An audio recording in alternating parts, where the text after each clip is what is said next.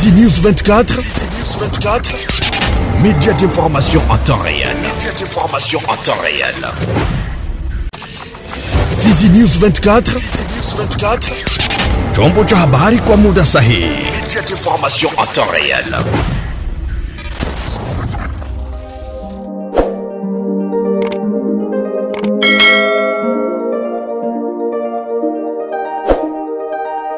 Habari za wakati huu mpenzi mtazamaji wa Fizi News 24, na kukaribisha kuweza kufuata taarifa ya habari kwa lugha tukufu la Kiswahili. Nitakuomba uweze kunitegea sikio mwanzo hadi mwisho, na sema karibu. Tutaanzia na huko Misisi ambako mashirika ya kiraia ndani ya sekta Nganja pa Misisi yaomba kwa viongozi wa jimbo la Kivu Kusini kuingilia kati juu ya mvutano uliopo kwa sasa kati ya idara za DPMR pamoja na MIN dhidi ya wauzaji na wanunuaji wa dhahabu, mvutano ambao unaonekana kupamba moto siku hizi. Taarifa tunazo ni kwamba idara hizo mbili za serikali zimeweka bei tofauti na pesa zinazotozwa kwa wauza dhahabu wa sehemu zingine. Habari hii imehakikishwa na Bwana Manase Blaze ambaye ametoa picha hali ya sasa pa Misisi. Service ya DPMR pamoja na mine wanakuja kulipisha makarte pour exploiter. Sasa kuna kuja tofauti karte pour exploiter mu province ya Sud Kivu ndani ya territory ya Chabunda. Zile karte zimeuzishiwa kwa dola 300, lakini kufika hapa zile karte wanataka kuziuzisha kwa dola 500. Sisi kama vile raia wa exploiter pamoja na wa negociador tunakataa, tuwezi tukalipa tofauti na wandugu ambao tumewachangia nao jimbo moja, ila kama wandugu wa mine pamoja na DPMR wakiwa wako tayari kusema kitu wengine wameleta hapo sawa. Ninyi kama vile shirika la raia, je, mmeshafanya uchunguzi ili kugundua kama hizo kauli ni za ukweli au namna gani? Umefanya uchunguzi na mpaka sasa hivi na kuambia ndugu mtangazaji kwa preza la ambazo zinaonyesha kama wandugu wa serikali ya Chabunda wamenunua na nafasi zingine wamenunua kwa dola 300, lakini hapa kuto wanapenda kutuzishia kwa dola 500 ndugu mtangazaji. Tuliwahi kuzungumza nao siku ambao wamefanya lancement ya transaction kule kwetu, tukawaonesha hiyo na tukawaambia hatuko tayari kulipa dola 500 kama dola 300 kulipa kama vile wandugu tuko na mapreto, na labda ni kuonea sisi watoto wa Kifundi na watoto wa Fizi wametaka kutukamata kama sisi ndio tuko tofauti na wengine, lakini kwa sasa tumewaambia watu wa mine na DPMR yaliyopita zamani hayatarudia tena ndani ya territory ya Fizi. Tutatumika kama zamani hivi, raia iko macho kwa kutetea haki yao. Mtangazaji, kwanza ni huzuni kwa hao ndugu yetu. Tuna watu wa maservice nataka kuwaambia tu kama wajikaze, tuheshimishe sheria. Hakuna mkongomani wa Chabunda, hakuna mkongomani wa Mwenga, hakuna mkongomani sijui wa watu. Sisi wote ni wakongomani na ni watoto wa jimbo la Kivu Kusini, tunakuwa ego devant sheria. Kwa hiyo tunawaambia waheshimu sheria na watembee kama jinsi wametembea nafasi. Kama hivyo watatugeuza sisi watoto wa Nganja na sisi watoto wa Fizi tutageuka. Huko Kilembo ni kwamba shirika jipya la raia NDC Chumvi ya Kongo ndani ya sekta ya Lulenge tarafani Fizi yalaumu ongezeko la makundi mengine ya kizalendo ndani ya sekta hiyo ambayo hayaone umuhimu unapolinganisha na sehemu zenye kuwa na uhitaji wao. Hivyo ongezeko hilo linachukuliwa kwa tishio na unyanyasaji kwa raia. Kwa Kiabiri Sumbi Abdul, kiongozi wa shirika jipya la raia NDC Chumvi ya Kongo, ameonyesha hapa hali ilivyo pa Kilembwe.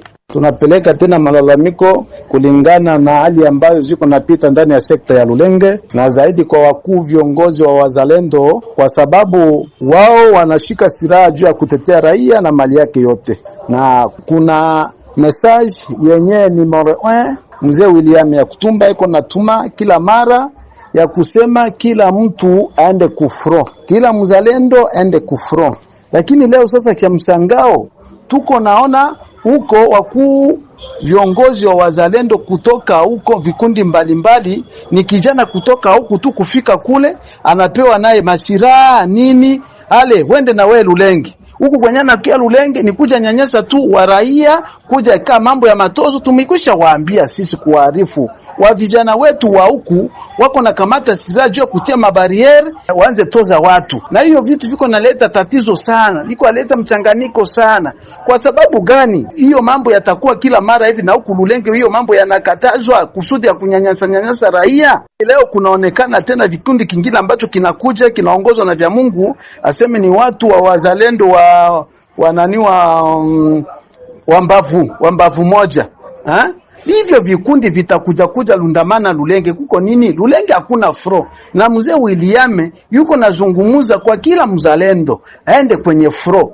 Wende kwenye fro Vilimani, wende kwenye fro. Fro inakuwa Lulenge. Kuko fro gani Lulenge? Kwa sababu raia anze tatizwa. Kuko fro gani ya Lulenge? Kwa sababu kijana tu anatoka huku Lulenge, anafika huko na anapewa masiraha, anakuja nazo huku Lulenge. Huku Lulenge anakuja fanya fro gani? Bali ni kuja nyanyasa tu raia. Si mara 10 waanze fanya hivi kama wanapenda mtoto ambaye anapaswa tumika. Wanauliza wakuu viongozi wa sekta na washefu kutimia de groupement basifu de village, wanaonyesha watoto ambao watatumika nao. Na Lulenge ilikaa chini ikasema ya kwamba haitaki tena kijana yoyote wa kutoka Lulenge kuja huko na anapewa silaha ashuke Lulenge. Leo hivi wao ambao wanakuja nao tena hiyo group yenye kuongozwa na vya Mungu, na inatia tena bariere nyingine ile fasi ambayo kulikuwa Kazoni. Hivyo vitu kabisa binaeleweka. Hivyo vitu hata nyinyi wakuu viongozi wa wazalendo wenye kupatia wa vijana masiraha na notification, mnawazia Lulenge kitu gani? Hiyo ndio lalamiko la raia. Ilikuwa ya muhimu hao ambao wako natuma wa vijana huku wawarudishe tena, waje wapande kumafront, waache raia na amani. Na huko Ituri ni kwamba operation ya pamoja iliyofanywa nalo jeshi la taifa FARDC na lile la Uganda UPDF imefanyikisha kuwaokoa raia 96 kutoka mkononi mwa waasi wa ADF ndani ya muda usiozidi masaa 48 tarafani Mambasa jimboni Ituri na Alhamisi ya tarehe 16 Aprili 2026. Kulingana naye Bwana Rams Malikidogo, mwanaharakati na mtetezi wa haki za kibinadamu wilaya ya Mambasa, amesema kuwa miongoni mwa mateka waliokolewa kuna wale waliotekwa kwenye shambulio la tarehe 28 Machi katika senta ya Bengasoli na Mabuku kwenye usultani wa Babila Bakwanza. Adui ADF ameweza kutapika watu 96 ndani ya maofasive ambazo zimekuwa mene na coalition FARDC UPDF ndani ya territoire Mambasa, zaidi sana mshefere Babila Bakwanza. Tangu atake ya 28 Mars mwaka huu tunao adui aliweza kuteka nyara watu pale mjini Mabukulu na Bengasuli, akaweza kuteka plus de 400 personnes, akaweza kuwaprendre en otage, akaenda nao porini. Na kwa maofasive ambazo zimekuwa menenda na territoire Mambasa, mshefere Babila Bakwanza, arme yetu FARDC na wasaidizi wa UPDF wameweza kutosha mkono ya adui 96 personnes wenyewe wamekuwa libere kwa sasa. Muma ataki ambazo zilikuwa mene jana kulikuwa libere 42 personnes na leo kumekuwa libere 54 personnes. Leo siku ya 4 mshefere Babila Bakwanza mu groupement Bayaku. Tunashukuru sana kwa hiyo maoperation ambazo zimeendeshwa ndani ya hiyo sheferi na mu groupement hiyo. Tutaendelea tena kusi wakubwa wa serikali waweze kumene maoperation porque adui waweze kutapika wale watu wote ambao wameweza kuteka nyara, nitakuwa kitu cha maana sana. Na huko Baraka ni kwamba shirika la raia Sosiko RDC mjini Baraka laomba kwa wazazi wa watoto pamoja na raia wa mji wa Baraka kwa makini na kutokuokota vitu kwenye majalala na sehemu zingine, kwa kuwa kwa sasa kuna vifaa vya kuripuka au engins explosifs kwa Kifaransa vinaonekana kwa wingi katika mji wa Baraka. Katika mazungumzo nasi Abecha Kubuta Jojo Ngonda, mwenyekiti wa shirika la raia Sosiko RDC mjini Baraka, amesema kuwa huenda maafa yakawa mengi kwa upande wa raia kutokana na vifaa hivyo. Huyu ameomba kwa vyombo vya usalama kuanza harakati za kuchunguza eneo tofauti ili kutokomeza kabisa iliyosije kuleta madhara. Tunapenda kuambia raia wote wa jiji la Baraka na kando kwamba wakati Baraka wanajeshi walikuja wengi na wazalendo pamoja na polisi, kulikuwa ile wanaita engins explosifs zilitupwa nyingi sana, hata silaha zilizikwa, mateni kutupiwa, mabotine vile na wengine walifikia kuuzisha silaha moja 10,000. Kwa hiyo inakuwa kwamba engins explosifs zinakuwa zinaonekana katika jiji la Baraka. Kwa hiyo tunaomba wazazi wawe makini sana kwa kuambia watoto wasikwe wanaogota kila kitu. Waache kuwa wanaogota vitu vyote kwenye yalala, kwenye pori au kwenye shimo, kwa sababu uende wanaweza enda kulogota anje explosif, kwa mfano grenade au diton au ingine kitu yoyote ile inaweza katuma inahatarisha usalama wa watoto au wa raia kwa kufa haraka. Kwa hiyo ile tunawaomba sana wazazi wawe makini kwa kuambia watoto kwamba kuna maanje explosif ambapo zinazagaa katika jiji la Baraka, na kwa hiyo inabidi watu wawe makini sana kwa yote ambapo inaweza ikatokea, kwa sababu tuna wasiwasi kubwa watu kufikia kuumia, tuna wasiwasi kubwa watu kufikia kukufa kufatana na hiyo maanje explosif. Na tunaomba ma service de sécurité kamate majukumu sana kwa kusaidia pia kwa kuwa wanapita na kwa kuangalia zile maanje eneo ambapo tumepata kama ripoti, ambapo tutawapartaje maeneo ili waangalie namna gani wanaweza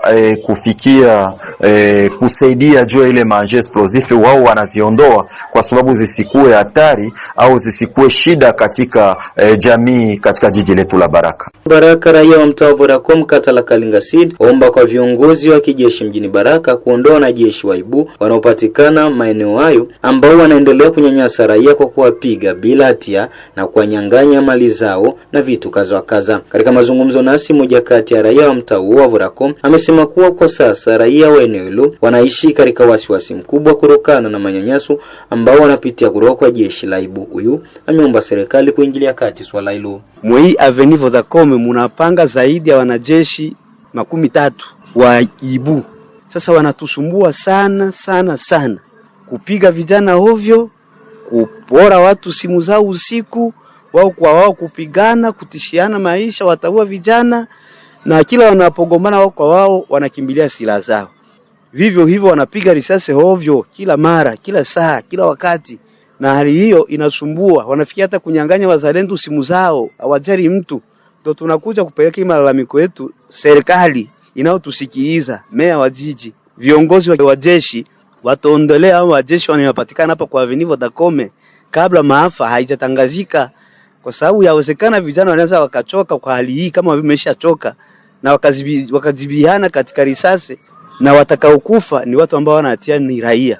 Ndio maana tunawaomba kabisa wanaotusikia, vitengo vyote vya usalama watuondolewa wanajeshi wanaendelea kutunyanyasa, ni waibu. Hivi yapata wiki 3 sasa tangu wafike hapa, tunaelekea mwezi hivi. Ndio tunaishi au maisha hivi, watu wanaanza lala kabla hata saa 1 kwa kufia maisha yao na usalama mdogo. Tumalizie na habari hizi ambazo kisha mbunge wa taifa mchaguliwa wa uko Kisangani kuwasilisha ombi la kutokuwa na imani naye waziri wa usalama Jacques Shaban, hatimaye chama chake cha kisiasa kimeweza kumsimamisha. Kuna mvutano mkubwa ndani ya muungano wa kisiasa wa Union Sacrée de la Nation tangu kutangazwa kwa hoja kutokuwa na imani ma motion de défiance zidi ya waziri wa mambo ya ndani na usalama katika bunge la taifa. Mwanzilishi wa hoja hiyo, mbunge wa taifa Ladia Ngutikala, amesimamishwa kwa muda ndani ya kundi lake la kisiasa linaloitwa Dynamique Agissons et Bâtissons, ambalo pia limejitenga na hatua yake ya kibunge. Chama hicho kinachoongozwa na rais wa Seneti Jean-Michel Samalukonde kinamlaumu mbunge huyo kwa kukosa kuheshimu kanuni ya mshikamano ndani ya Union Sacrée de la Nation, jukwaa la kisiasa la rais wa Jamhuri Felix Antoine Tshisekedi. Hata hivyo, mbunge huyo wa mji wa Kisangani amekubali uamuzi huo, lakini bado amesitiza kuendelea na juhudi zake za kusimamia serikali ambayo ni moja ya jukumu muhimu ya wabunge kwa mujibu wa katiba. Napokea uamuzi wa kunisimamisha kutoka kwenye kundi. Namshukuru Rais Samalukonde kunipa uhuru wa kutekeleza jukumu la kudhibiti utendaji wa mwanachama wa serikali. Sijakiuka katiba wala kanuni za bunge. Nimeomba tu makamu wa waziri mkuu alinde wapiga kura, aliandika Jumatano kwenye mtandao wake wa X Twitter. Awali kupitia Facebook, Ngutikala alieleza sababu za kuwasilisha hoja hiyo dhidi ya makamu waziri mkuu wa mambo ya ndani na usalama, akitaja hali mbaya ya usalama nchini hasa katika miji ya Beni, Kisangani, Lubumbashi, Boma na Muanda, ambayo amesema imekithiri kwa uhalifu na ukosefu wa usalama. Wananchi wetu wanaishi kwa hofu na wanatarajia hatua madhubuti za ujasiri na uwajibikaji, alisisitiza hayo. Wakati juhudi zake za kisiasa zinaonekana kuzofika, hasa kutokana na baadhi ya wabunge kuondoa saini zao za kujiondoa chini ya shinikizo la vyama vyao, mbunge Yangotikala ameapa kutokata tamaa. Msidanganywe, hoja yangu ya kutokuwa na imani haijaondolewa, tutaifikisha mwisho, alihakikisha hayo. Hoja hiyo iliyotiwa saini na takriban wabunge 60 kutoka maeneo mbalimbali ya nchi ni ya pili chini ya serikali ya Sumino ya pili baada ya ile ya mwaka 2024 iliyomlenga waziri wa miundombinu na kazi za umma Alexis Gisaro ambaye kuwahi kupigwa kura bungeni. Katika hoja hiyo, Jacques Shabani anashutumiwa kwa kuzuia udhibiti wa bunge, kuvunja kanuni na mgawanyo wa madaraka, kutumia vibaya madaraka kwa maslahi ya kisiasa, pamoja na kuwajibika kwa hali ya kuendelea kwa ukosefu wa usalama nchini. Mpenzi mtazamaji, ni hapo ndipo tumefika mwisho wa taarifa ya habari kwa lugha tukufu la Kiswahili, na kusamini ambao mtegea sikio kila mara na kutupa muda wako. Hii ni Fizi News 24. Fizi News 24. Média d'information en temps réel. Fizi News 24. Chombo cha habari kwa muda sahihi. Média d'information en temps réel.